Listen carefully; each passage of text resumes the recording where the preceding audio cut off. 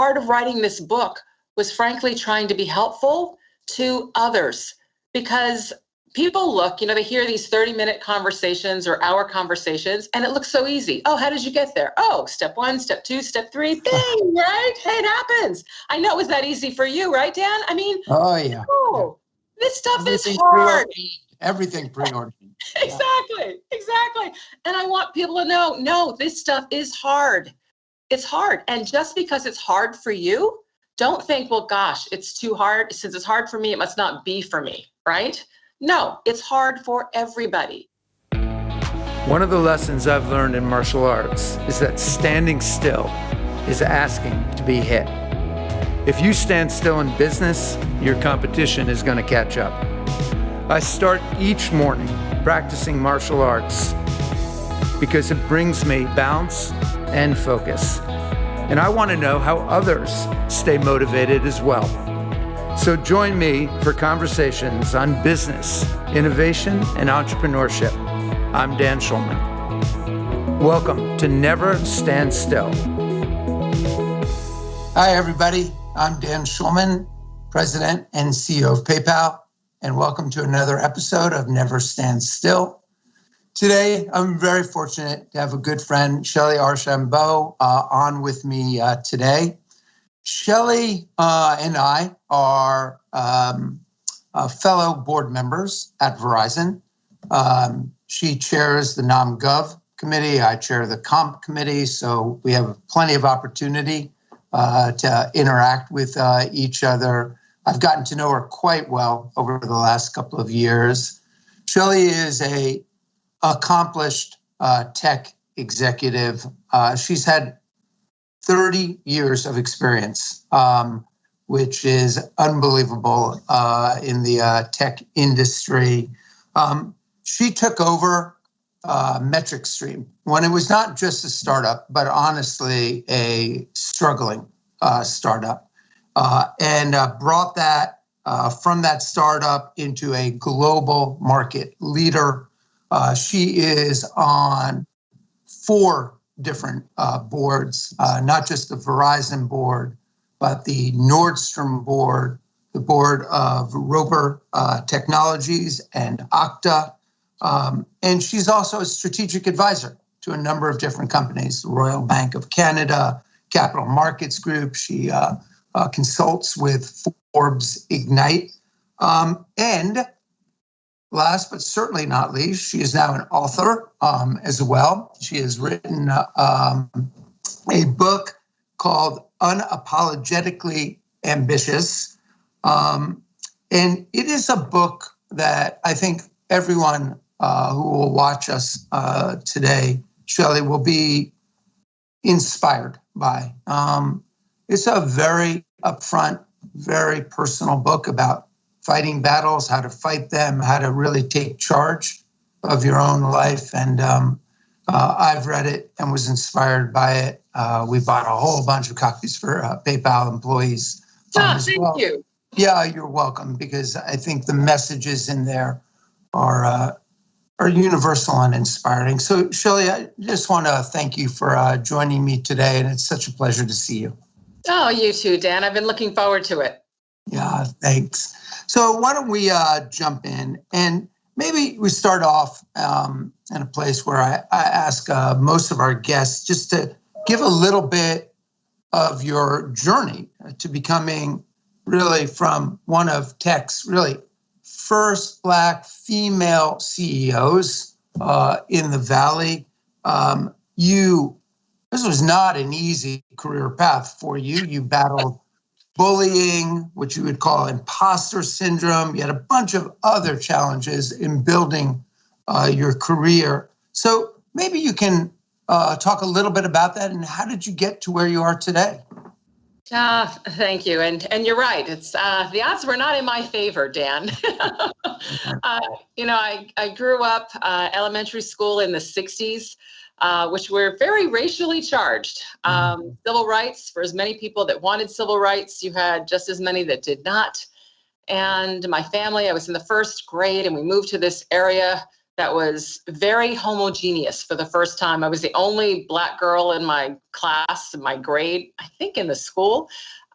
So it was hard. And yes, the bullying, the abuse, verbal, physical, all that stuff happened. So it was clear to me from an early age that nobody really expected much from me except for my parents, and that the odds weren't in my favor to get anything, that I wanted. So if I wanted something, I couldn't just do what everybody else did, because that would mean I'd end up with what everybody else got. So it forced me to become very intentional about setting goals and trying to figure out, okay, if I want this, how do I go get it? And it really came down to some very simple questions I would ask myself, Dan, that I've used throughout my entire career, which is, okay, what's the goal? Well, if I want to achieve that goal, what has to be true? And then how do I make it true? That's really what I've done. And I was really lucky. Like many people, teachers definitely played a role in helping me get through a lot of what I got through. But I had a guidance counselor that to this day I credit with my career, because she's the one that actually helped me set my goal to become a CEO. And she did it because I don't even think she realized what she was doing, but she basically explained to me that business was just like clubs and organizations that you're in when you're in school. And I loved clubs and organizations, French Club, American Field Service, Girl Scouts, you name it. And I loved leading them. And she said, well, that's kind of like business, pull people together to a common objective. And I said, great, I'm going to go run a business. And when I looked up, the people who did that role were called CEOs. So at 16, I said, I'm going to go be a CEO. That's an amazing story. It's also amazing how one person in a somewhat random conversation can make such an impact on the future direction of your life. And I think, your book, which we talked about a little bit at the introduction, dives into your career. It dives into sort of all the institutional biases that you face along the way. And it also, in a very personal way, talks about the impacts on your home life and your personal life as well. And, the title of the book is very telling as well. Maybe you can talk about what message are you trying to leave with your readers, and maybe a little bit about some of the lessons along the way. Definitely. So it's interesting, Dan, because I had the whole book written and I didn't have the title yet. I knew I wanted the word ambition in it, because so many times, other than early on, when you're young, ambitious is actually a good thing. Ambitious little girl, ambitious, that was all fine. But something happened when I got into business where suddenly ambitious took on this negative tone. And so I'm like, that's ridiculous. So I wanted ambition squarely in the title. The unapologetic piece, that really came through as a result of conversation with friends just talking about how much women apologize. And I made the statement, I said, I swear women are raised from birth to apologize. Because yes, we apologize 5% of the time probably when we've done something wrong, right? Like everybody does in the population. But the other 95% is basically to make everyone else feel better. We do it to show empathy, to show we care, to smooth feathers, to lighten tension. We use it kind of like salt, it just makes everything a little better.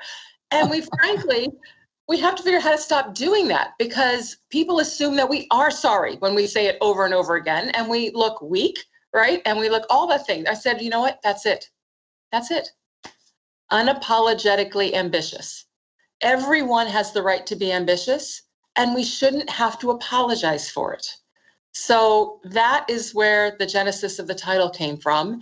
And if I look through my whole career, ambition played a huge role in my overall success.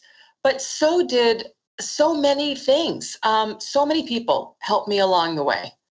And part of writing this book was frankly trying to be helpful to others, because people look, they hear these 30-minute conversations or hour conversations, and it looks so easy. Oh, how did you get there? Oh, step 1, step 2, step 3, bing, right? Hey, it happens. I know it was that easy for you, right, Dan? I mean, oh yeah. this stuff is hard. everything preordained. Exactly. And I want people to know, no, this stuff is hard. It's hard. And just because it's hard for you, don't think, well, gosh, it's too hard. Since it's hard for me, it must not be for me, right? No, it's hard for everybody.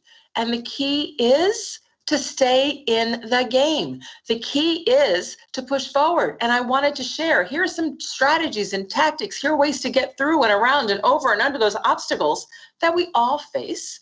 I know, by the way, you're right. I talk about personal, but I also talk about professional, because I don't know how to do one without the other. I'm one person. I'm not one of these people where I kind of put on a home hat and then I put on a community hat and I put on a work hat and I'm different people. No, I'm the same person. And it was important to me to show how you have to make hard trade-offs. You've got to make key decisions. You've got to think through, what are you trying to achieve collectively with those in your life that are important to you, like your life partners and your family. I mean, all of that plays a role in how you approach things, and it does for everybody. So I wanted to share that in a way that I hoped is accessible.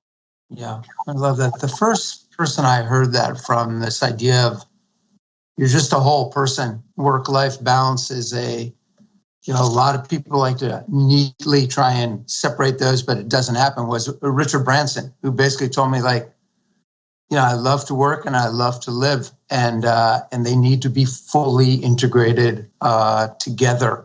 And he really made a big impression on me. And your book furthers that need for us to have our whole selves in both our work and our personal lives. And in fact, your home life and your work life were really intertwined, because you and your husband thought a lot about that. In this book, in many ways, was really such a beautiful tribute to him, because, when he passed away, this past year, it was so sad for all of us. You and I talked about it, and your partnership with him, and you're willing to be open and say, hey, I have this career right now, and who's going to stay at home and help raise our kids, and for him to say, I'm going to go do that, is something that really says something about relationships and says something about partnerships. And maybe you can talk a little bit about all of that. Absolutely. Because honestly, people talk about what were some of your keys to success. And oh my gosh, my husband. Absolutely was. I think it's one of the most important decisions, we make. And what I tried, because I am this planner and I do set goals and all that, I wanted a long-term marriage. I mean, that was one of my goals, a long-term marriage. And therefore I wanted a life partner. And I honestly, Dan, I didn't know how to do that unless we had a common vision for what we were trying to do. So we spent a lot of time before engagement, before marriage, the whole bit, talking about what did we actually foresee for our future? What were we together trying to do? And so, yes, I wanted to become a CEO. So I wanted for me to become a CEO. And he was totally on board with that. And we talked, as you said, about kids. Again, before I was engaged, I talked to him about wanting somebody that would actually be willing to be home.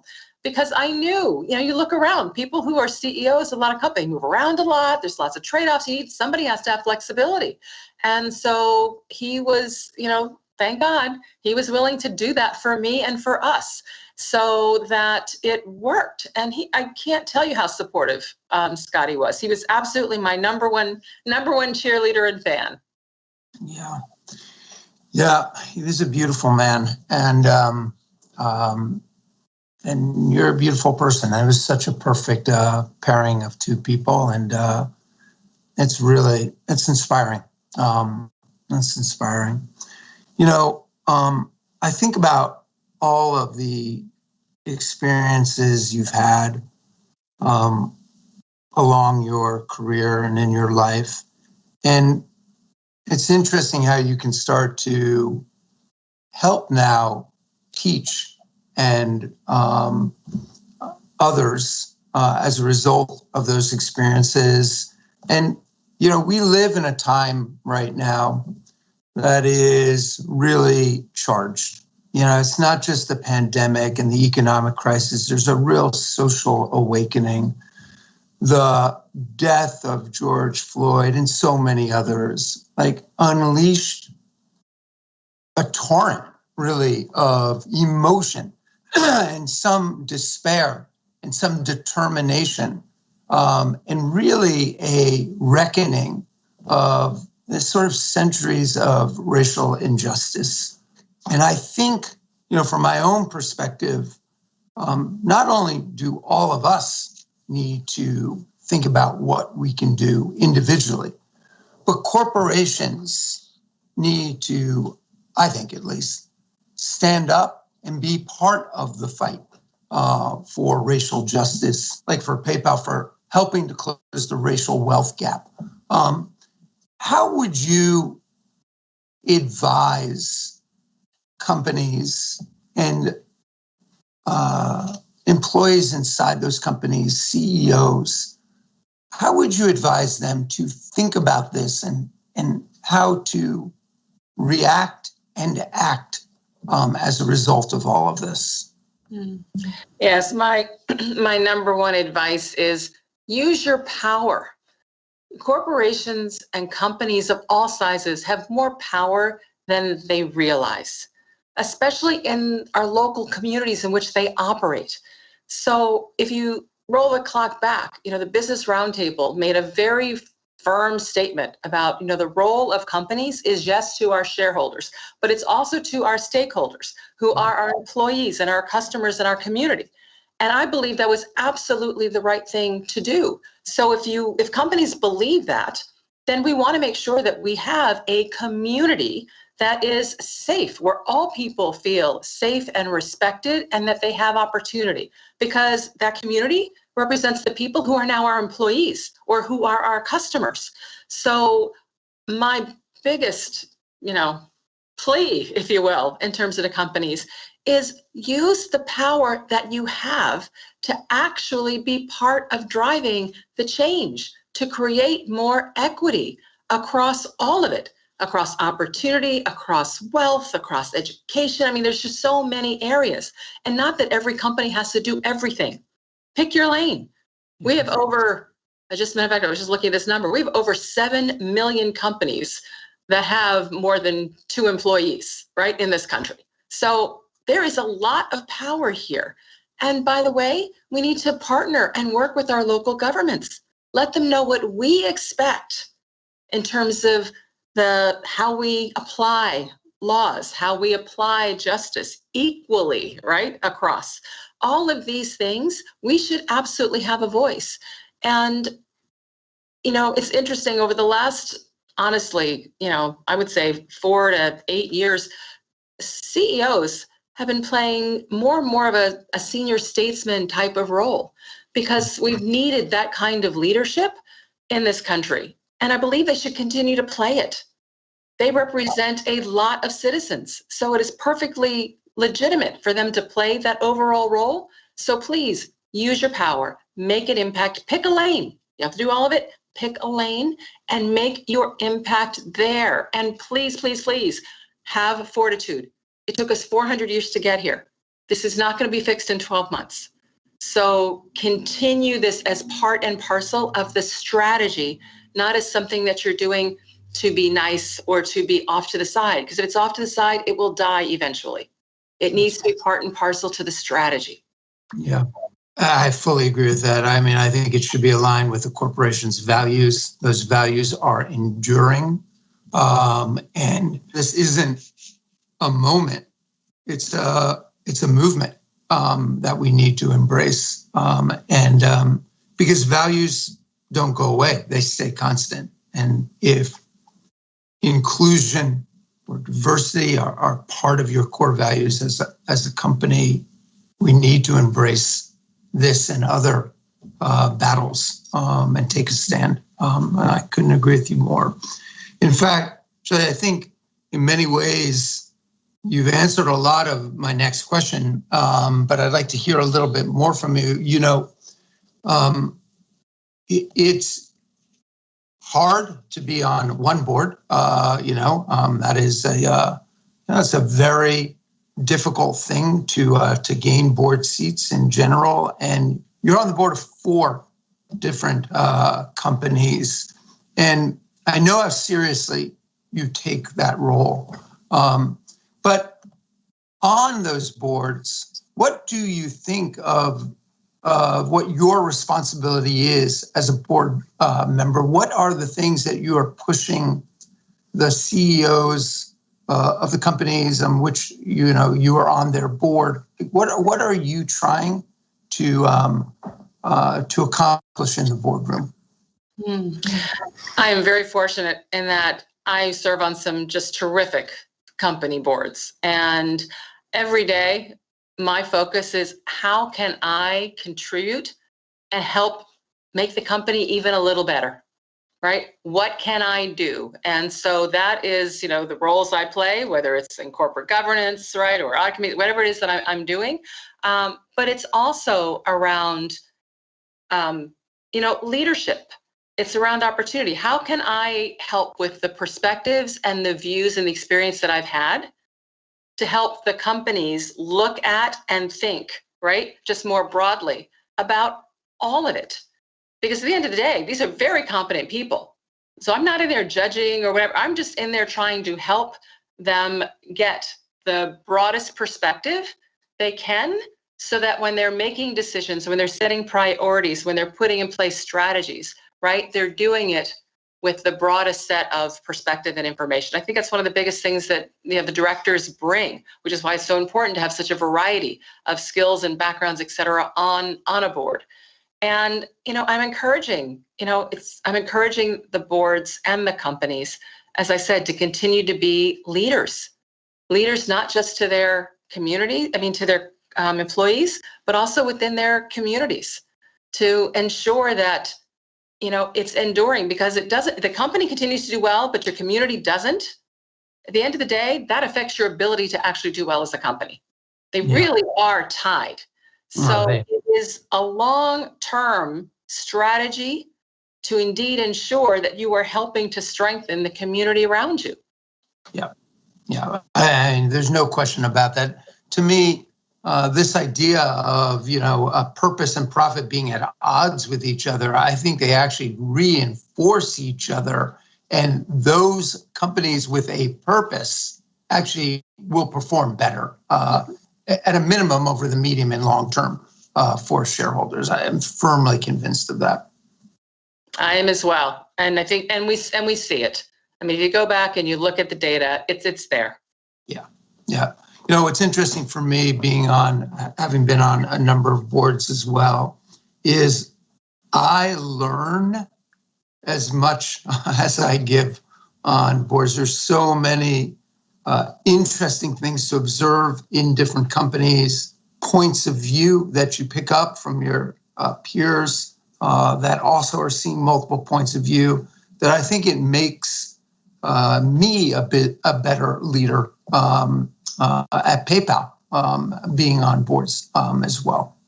I fully agree. It's one of the reasons why I first started in terms of serving on boards when I was a CEO, because it does make you better. Having that broader perspective, getting a chance, it's the learning opportunity to learn from others and in different situations that you can bring back to your situation. I think it's a good thing, frankly, for all CEOs. And frankly, I also believe for a lot of the direct reports to CEOs, it's a good development experience so that everybody wins. The company you serve on the board wins and you win.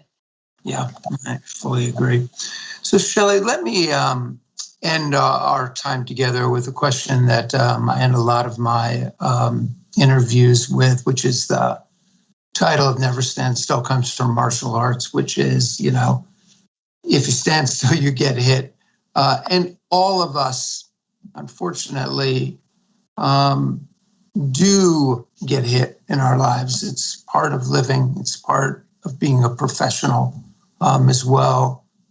You've had no shortage of people that have knocked you down or experiences that you've had.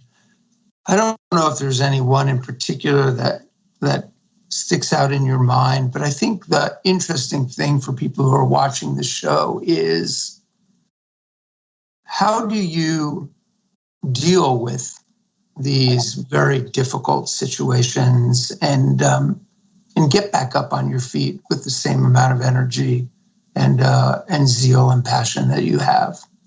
That's a really good question. Probably the hardest business one I've had was Metric Stream in 2009, because in 2008, first half, like in first quarter, the industry analysts finally announced and named GRC, Governance, Risk, and Compliance, as a new software category. We'd been evangelizing for years. Mm-hmm. And finally, boom, the analysts say, yes, there's a new category, and Metric Stream is a leader. And it's like, yes, so finally our phones are ringing, right? Our phones are ringing. We're like, great, we are going to invest in sales and marketing and implementation, and we are going to raise money in 2009 on the tailwinds, right? And the trajectory of the growth. And we first half, right through September, we are doing great. October, November is like, the world ends, right, with the financial crisis. We decide to fight it out. But literally, Dan, come mid 2009, we are living on fumes. Talk about what the dollars, it is literally every single payroll is a bite your nails. Are we going to get enough collections to meet? It's all of that.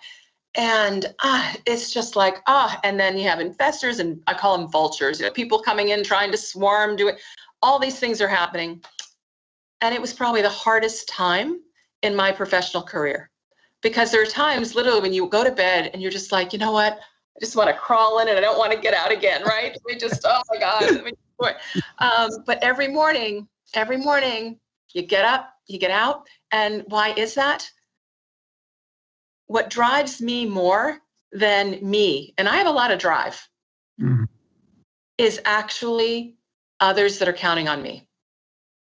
And I had a whole team of people that opted in. They are fighting they know where we are and what we did when we decided to fight versus fold, kind of in the first quarter, right? We're all in, we're all fighting. They have families, they have kids, everyone is counting on us working through this. And I have got to show up, but not just show up. I've got to show up with confidence, and I've got to show up inspiring, and I've got to show up. So you know what? Get yourself together, Shelley, because it's game time.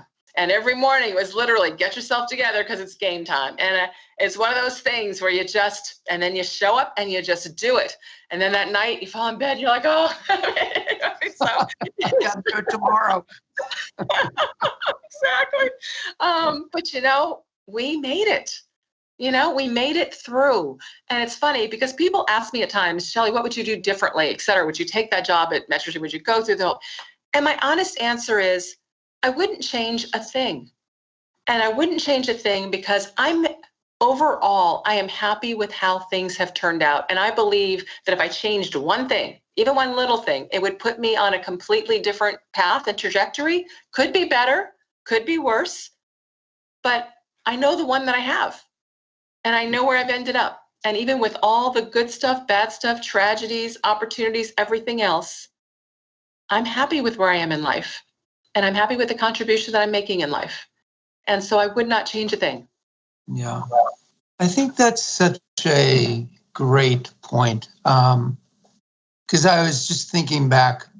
I also ran a startup, Virgin Mobile, where we actually missed payroll one time. And I had to bring, as a small company at the time, like about 70 of us together and say, we missed payroll because we don't have money. And I fully acknowledge that many of you may want to leave. But we're going to fight through this and we're going to get through it. And I'm confident that things will work out, even though I was still trying my hardest to make sure that happened. And going through that, and then coming out and IPOing and, eventually selling the business, was I'm still close to all of those people because we went through a fight together that none of us will ever forget. And it was a really a formative experience that molded us in many ways, that if we hadn't had that, we'd be different people today. It's hard when you're going through it. Sure. But in hindsight, those difficult times probably mold more character than the easier times. I fully agree. I'd like to say, your challenges become your strengths. And it is absolutely true. Absolutely true. Yeah. Well, Shelley, I want to thank you for your time. I encourage everybody to go out, buy Unapologetically Ambitious. It's a great book. I think it's an inspiring book. And there are tons of lessons to learn from it. So, Shelley, again, thank you so much, and look forward to seeing you soon. Great. Thank you very much, Dan. I've absolutely enjoyed it. Yeah, thank you.